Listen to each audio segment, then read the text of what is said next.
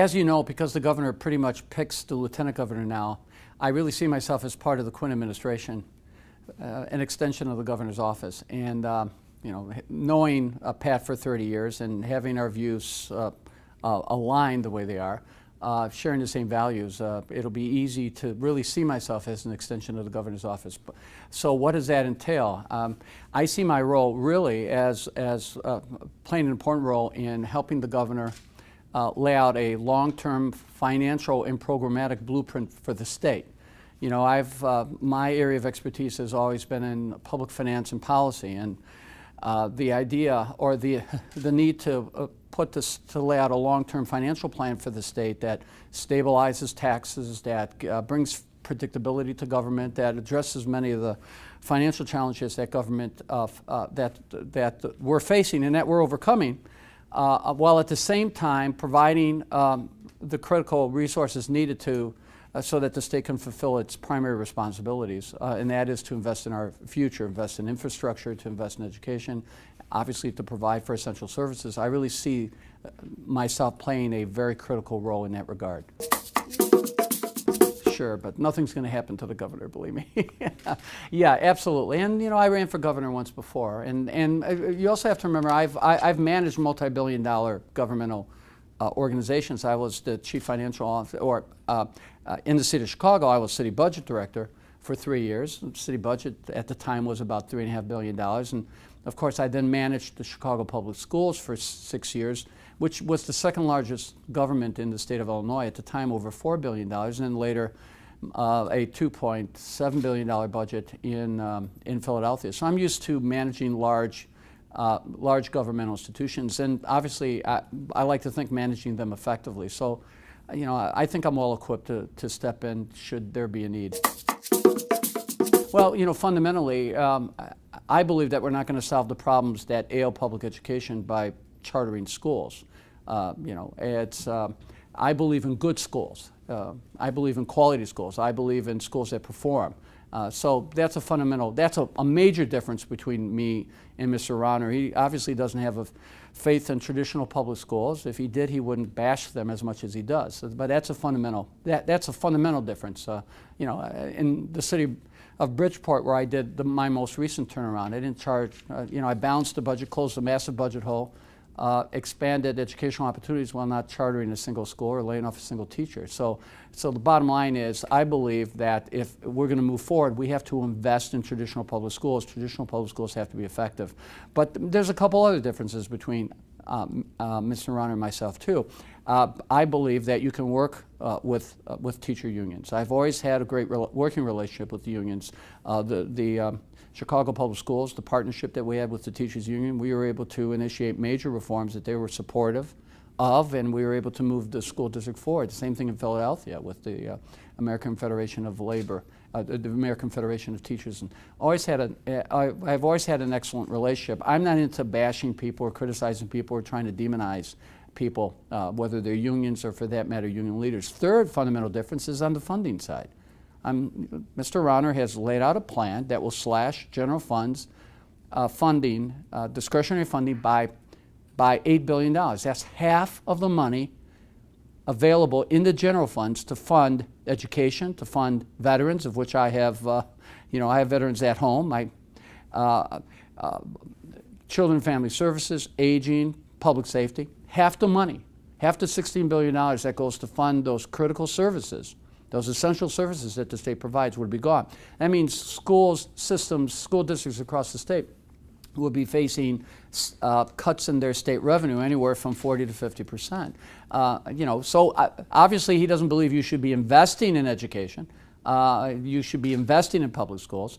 You can't fail to provide the financial support that schools need and then demonize teachers and demonize traditional public schools when they're not effective. By contrast, the governor laid out a plan prior to the election, and it stated his state, it was reflected in his budget, that would have provided $6 billion in investment in elementary, secondary education, community colleges, our universities, and move towards doing universal early childhood education 0 to 3, which teachers will tell you is absolutely critical if we're going to close the achievement gap. So, the differences between the governor and Mr. Rauner, and the differences between myself and Mr. Rauner, these are very wide differences.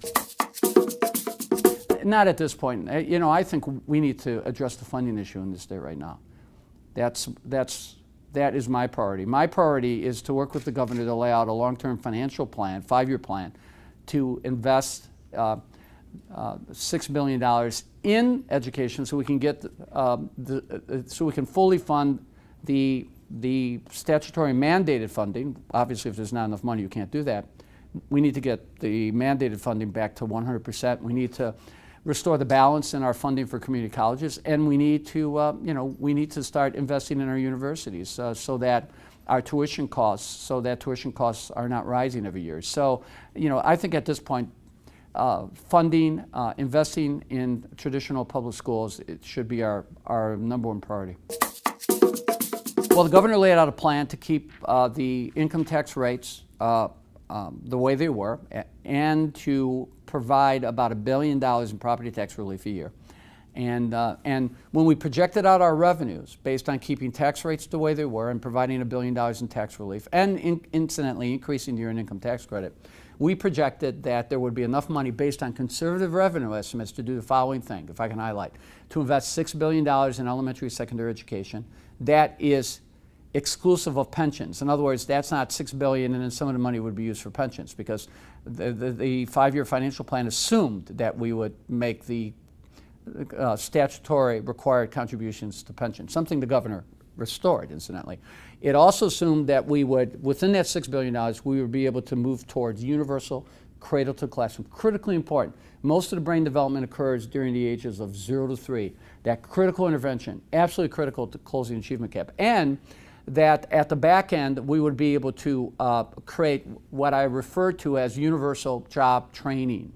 Universal job training program, meaning any business that is in need of support to train, retrain workers, train new workers, would be able to access that, either by being reimbursed for the training they provide, or by having the state train them through community colleges, or through some of the numerous private training organizations and institutions that are out there. There are a lot of private sector entities that also do job training. So those are the key components. Those are, we believe that our financial plan would have allowed us to do that. And let me point out that we based that financial plan on conservative estimates. For example, just this past year alone, which would have been the first year of the financial plan, our revenue estimates were $250 million higher, or we netted $250 million more in revenues than we projected.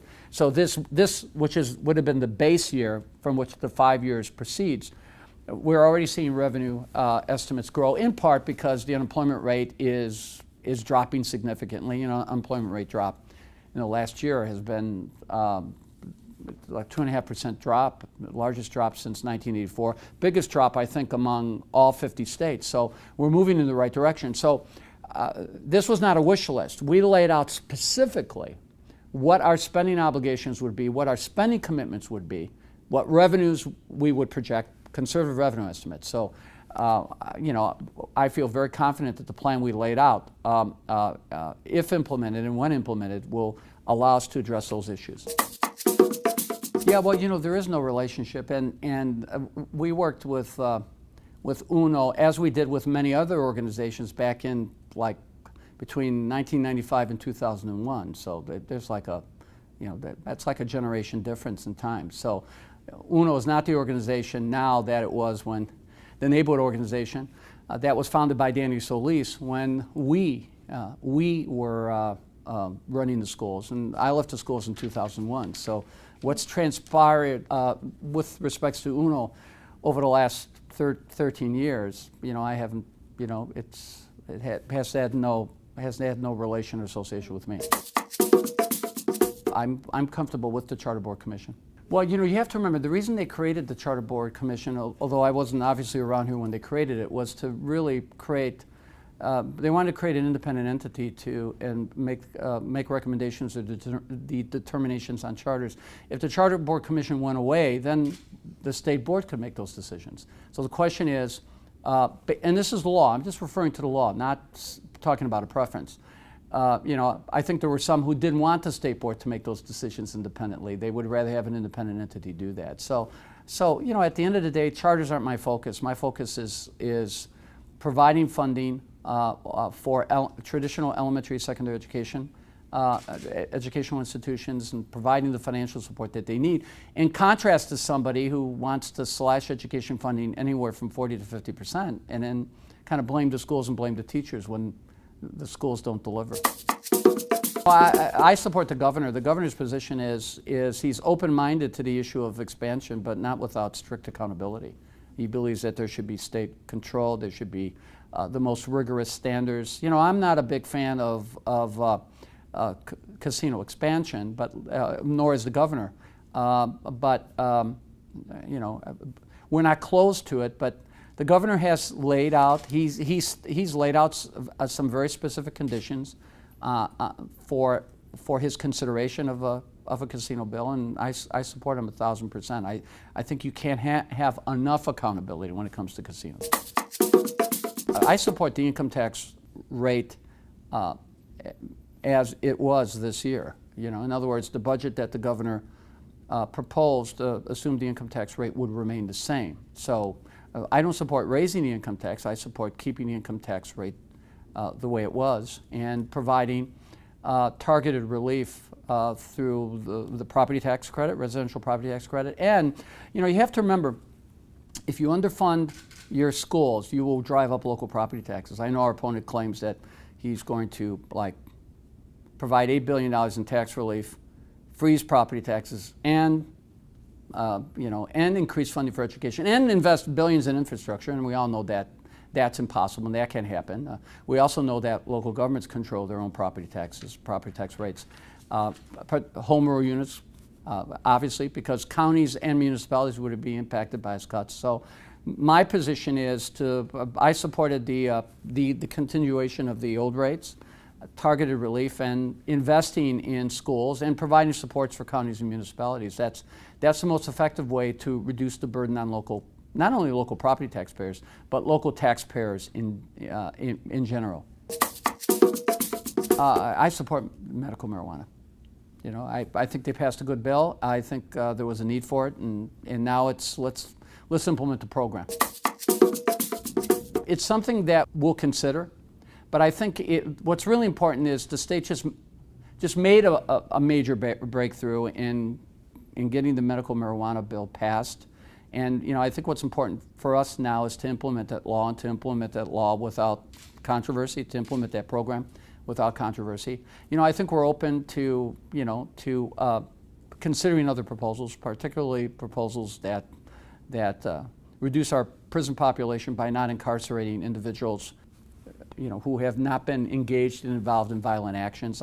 There's certainly been some talk of moving in that direction, but I think on anything, on consideration of decriminalization, or for that matter, we always have to be cautious, and we always have to be deliberative in thinking things through and determining the implications of our actions.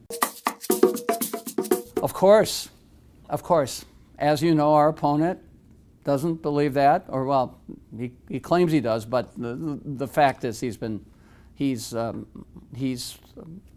in radio interviews has indicated that he thought we shouldn't have a minimum wage altogether. He opposes the minimum wage. He doesn't support the earned income tax credit, or at least the governor's budget, which would have increased the earned income tax credit. He wants to tax consumption and services as opposed to reduced taxation on income. In other words, basing taxes not based on your ability to pay, but taxing you regardless of your ability to pay. I just think that all those things in combination reflect a different set of values. Under the Rauner tax plan, he himself would realize about $1 million in reduced tax liability a year. So I just think it reflects a different value. So yeah, I strongly support an increase in the minimum wage and an increase in the earned income tax credit. I also oppose the taxation of consumption, and I oppose the taxation of services. Let me point out that the Rauner proposal to tax services, if you look at the services that he's identified that he's going to tax, because he's talking about tax reform and things like that, the majority of the services that he's identified are not taxed by surrounding states. So, as you know, in Cook County, what's the combined state-local sales tax rate? Above 9% in Chicago. Great. So we're going to start imposing 9% plus taxes on services that, in the end, is not even taxing. So I just think that it doesn't make sense. It's not only unfair, but it's really anti-economic development and certainly anti-jobs. I don't think we should be telling a woman what to do with her body, period. And that's always been my position.